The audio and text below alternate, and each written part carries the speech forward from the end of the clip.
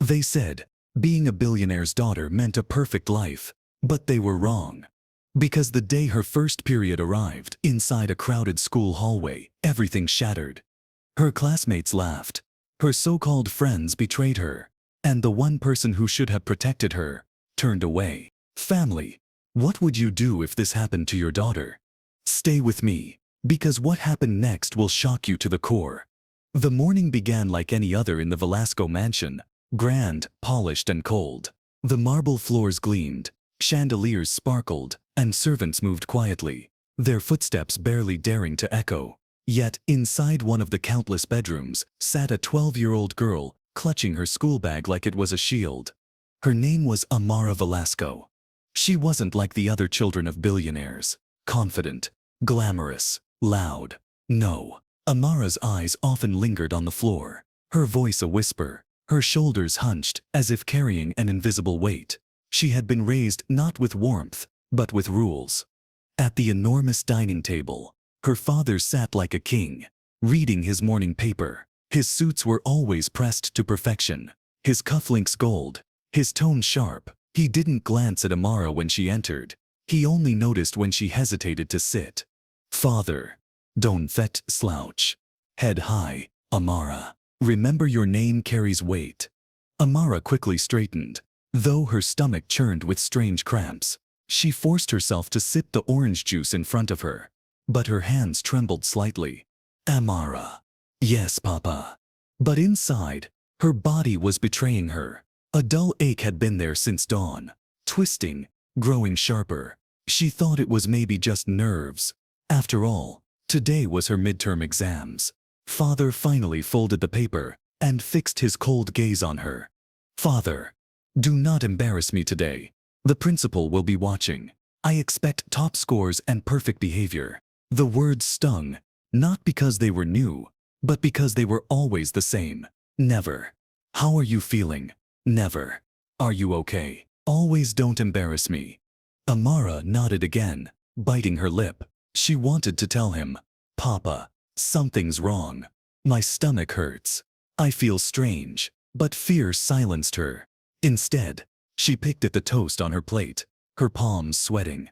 Halfway to school, sitting in the back of the sleek black car, Amara shifted uncomfortably. The ache in her belly had worsened. She pressed her knees together, clutching her bag against her lap.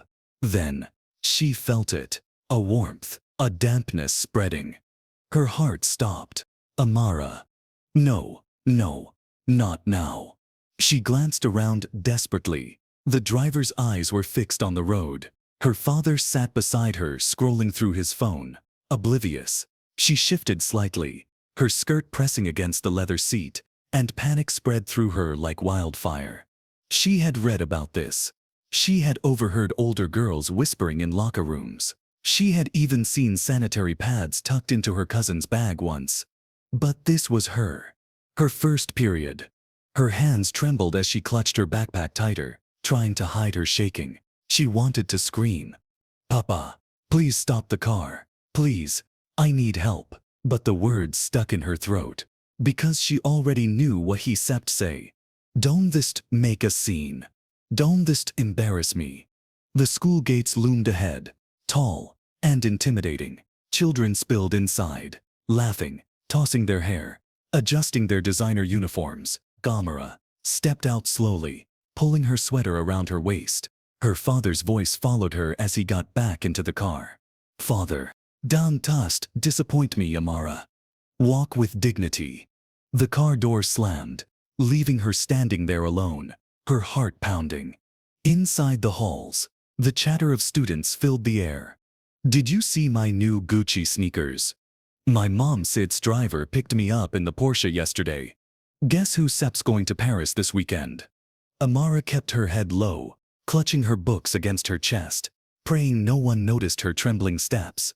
Between classes, she rushed into the restroom, locking herself in a stall. She lifted her skirt, and her worst fear was confirmed, a dark red stain spreading across her underwear and skirt. Her knees buckled. Tears filled her eyes. Amara. No, no, not here. Not like this. She grabbed a wad of toilet tissue, trying to clean herself, But it wasn't enough. Her hands shook. She had nothing else. No pad, no change of clothes. Nothing. Her reflection in the scratched stall door mirror stared back at her, a scared, helpless girl trapped in the body of a billionaire's daughter.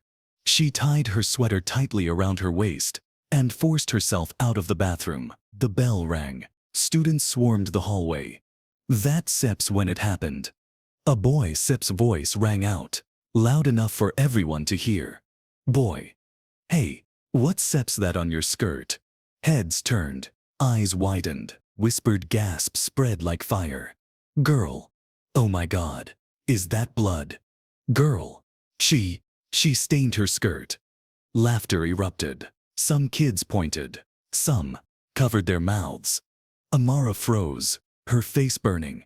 Her hands shot to her waist, tugging the sweater tighter, but it was too late. The humiliation spread faster than she could move.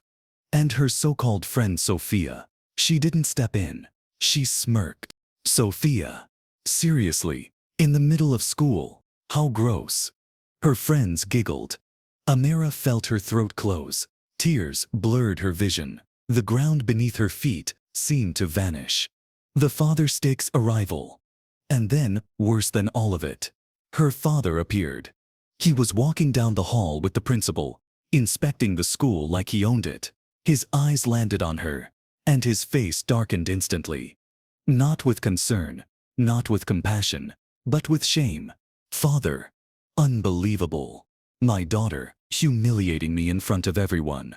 Amara Sip's knees shook. Her lips trembled. Amara. Papa. But the words wouldn't come. And in that moment, her world shattered into 1,000 pieces. The hallway felt like it had shrunk into a cage. Students lined the walls, their laughter bouncing off the lockers, louder, sharper, crueler. Amara stood frozen, clutching her books against her chest, as if they could shield her. Her father's footsteps echoed like thunder as he approached. The principal trailed beside him, stiff, uneasy. Father. What is this, Amara? What spectacle have you created now? His voice was sharp enough to cut glass. Amara. Papa. I didn't mean. I couldn't stet. But he raised his hand, silencing her. Father. Not here. Do you hear me? Not here. The crowd grew bolder. Boy from earlier. Guess money can fit by pads. Laughter erupted. Girls cackled. Boys slapped each other's shoulders. Amara's face burned crimson. She wanted the ground to swallow her whole. Then, unexpectedly, a voice cut through the cruelty. Teacher. Enough. All of you. Back to class. The students hesitated, but their smirks lingered as they drifted away. A few still whispered, their eyes darting toward Amara like knives. The teacher crouched slightly, looking at Amara with gentleness. Her father had never shown. Teacher. Sweetheart, it's all right. This happens to every girl. You set not alone. Amara's lip quivered. She wanted to cling to those words, but her father's glare pierced her from behind. Father. Donald sit, patronize her. She sits, old enough to know how to handle herself. Instead, she disgraces me in public. The teacher blinked, stunned. Teacher. Disgraces you. She. Steps 12 years old. She needs compassion, not condemnation. Gasps fluttered through the hallway. Some students lingered just to hear the argument. Her father sits jaw tightened. Father. Mind your tone. This is my child. Teacher. Then start acting like her parent instead of her judge. The words landed heavy, shaking Amara's chest. For the first time, someone had stood up for her, but it only made her father's fury grow darker. He leaned down, his voice low but cutting enough for everyone nearby to hear. Father. Pull yourself together. Stop crying. If you shed another tear in front of these people, I shall make you regret it. Amara Sep's vision blurred. Her throat burned. Amara. Yes, Papa. The words tasted like ashes. Behind them, whispers buzzed. Girl. Poor thing. Her dad doesn't even care. Boy. Rich and worthless. What a combo. Amara wanted to scream, to run, to vanish. But instead, she stood still, frozen between the cruelty of her peers and the cold betrayal of her father. Finally, the principal stepped in, clearing his throat. "Principal. Mr. Velasco, perhaps we should allow Amara to go home. This is clearly..." "Father. Absolutely not. She will stay. She will face this humiliation and learn from it." "Principal. With respect, sir, this isn't sex about humiliation, it's sex biology. She sex a child." But Amara's father wasn't listening, his hands clenched into fists at his side, his voice trembling with barely contained rage. "Father, she is a Velasco. She will not be weak. Do you understand me?" He didn't look at the principal. He didn't look at the teacher. He looked only at Amara, his daughter, as if she was both the crime and the punishment. At that moment, her so-called friend Sophia stepped forward, smirking. "Sophia, maybe she should stayed home if she couldn't handle being a woman." Giggles erupted. Amara's heart split open. She stared at Sophia, betrayal upon betrayal carving into her soul. "Amara. How could you?" Sophia only shrugged. "Sophia. Sorry, Amara, but no one wants to sit with a girl who bleeds all over her chair." The laughter that followed was deafening. Her knees buckled. She stumbled, dropping her books, papers scattering across the polished floor like shattered pieces of her dignity. And when she looked up, her father didn't reach down to help her. He didn't shield her. He didn't even flinch. He just turned his face away. Cold, unmoved, ashamed. Amara's tears hit the floor, mixing with the ink from her fallen notebooks. And in that moment, surrounded by cruelty, laughter, and betrayal, she learned the most painful truth. Sometimes, the deepest wounds aren't caused by strangers. They're caused by the ones who are supposed to protect you. The world has a strange way of testing us. Sometimes it breaks us down so badly that we think we'll never rise again. And then, from the ashes of humiliation, a spark is born. For Amara, that spark came on a rainy afternoon, 2 weeks after her nightmare at school. She had been hiding in her room, refusing to eat dinner with her father, avoiding her classmates, and ignoring her aunt's gentle knocks on the door. But one night, when the thunder shook the windows and the rain poured like tears from the sky, her aunt slipped into her room with something in her hands.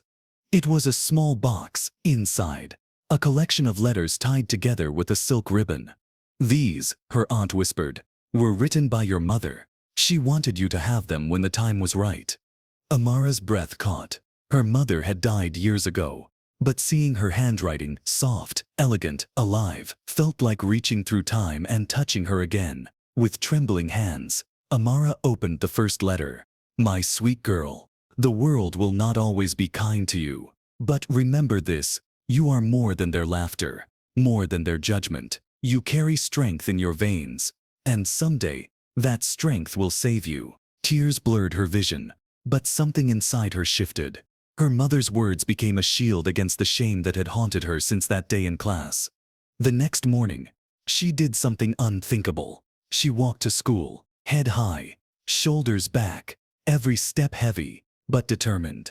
Whispers followed her, as they always did. Girls nudged each other, smirked, and boys snickered when she passed. Normally, she would shrink into herself, pray to disappear, but not today. When the same group of girls who had mocked her in the bathroom tried again, Amara turned and faced them. One sneered, "Back so soon. Don't forget to check your skirt, princess." The hallway buzzed with cruel laughter. But Amara didn't run. She didn't cry.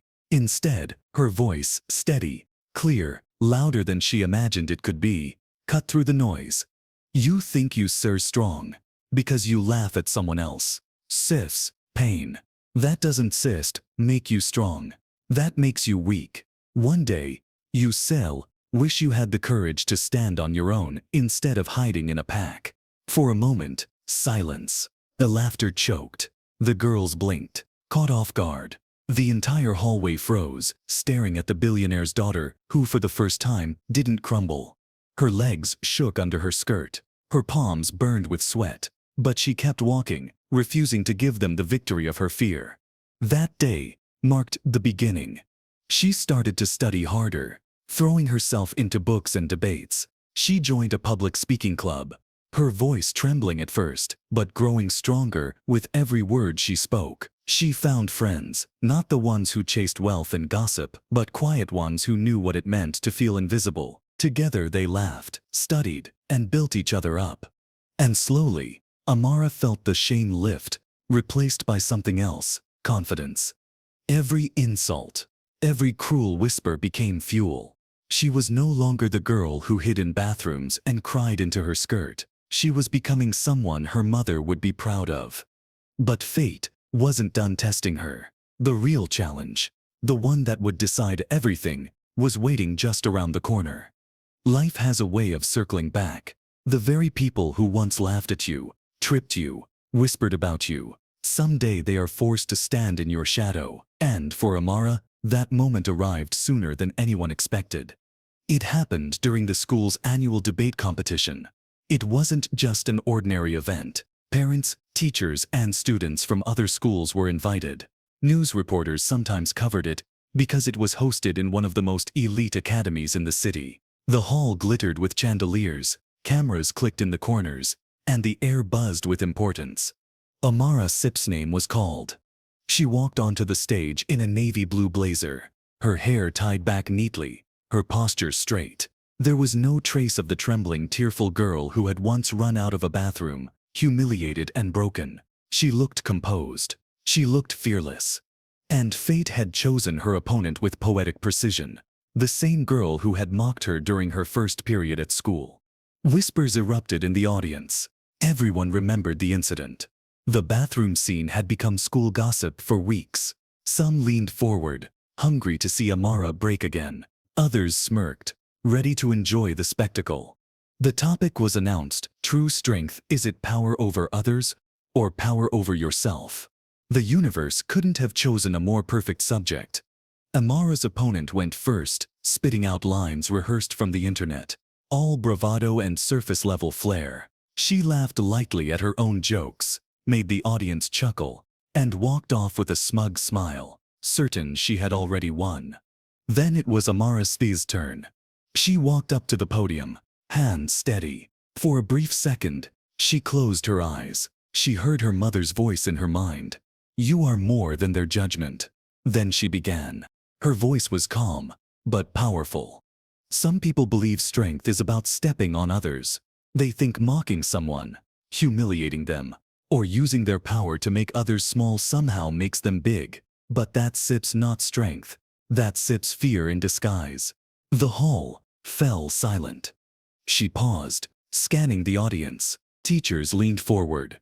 Parents stopped whispering. Even the students who had laughed at her before now stared, wide-eyed. "True strength," she continued, her voice rising, "is standing tall when the world tries to break you. True strength is wiping your tears, lifting your head, and saying, 'I am still here.'" A murmur spread across the room. "And let me tell you something," she said, her eyes locking directly on her opponent. "The first time I faced humiliation, I thought I would never recover. I believed the voices that told me I didn't matter. But here I am, stronger than before, not because I fought them with cruelty, but because I refused to let their cruelty define me." The audience erupted into applause. Some stood, clapping harder. Her opponent's smug smile vanished, replaced by red cheeks and downcast eyes. But Amara was instead finished. She leaned closer to the microphone, her voice dropping into something softer, more intimate. "And to every girl who has ever hidden in the bathroom, crying because of something you couldn't control, to every boy who has been told he is weak, to every child who has felt less than because of laughter or whispers, hear me, you are not weak. You are the strongest people alive, because you're still here." The hall exploded in cheers. Her father was sitting in the front row, arms crossed at first, as if unsure of what to expect. But by the end, even he, cold, calculating, a billionaire who rarely showed emotion, was on his feet, clapping. His eyes glistened, though he would never admit it. For the first time in years, pride flickered across his face. When the results were announced, it wasn't even close. Amara won by a landslide. Reporters rushed to the stage, snapping photos, scribbling notes. Teachers hugged her. Her classmates, some who had once laughed, now looked at her with awe. Her opponent, she walked off stage quietly, shoulders hunched, defeated not just by words, but by the weight of karma itself. That night, as Amara stood by her bedroom window, metal hanging around her neck, she whispered into the darkness, "Mom, I did it." And in her heart, she felt it. The lesson her life had carved into her humiliation can break you. Yes, but if you let it, it can also build you into something unstoppable. Family, tell me this. If you were Amara standing on that stage, would you forgive those who once laughed at you? Or would you let them live with the taste of their own medicine? Comment below. True strength isn't found in mocking others. It's found in surviving, in rising, in shining. Despite the weight of the world, never forget your worth.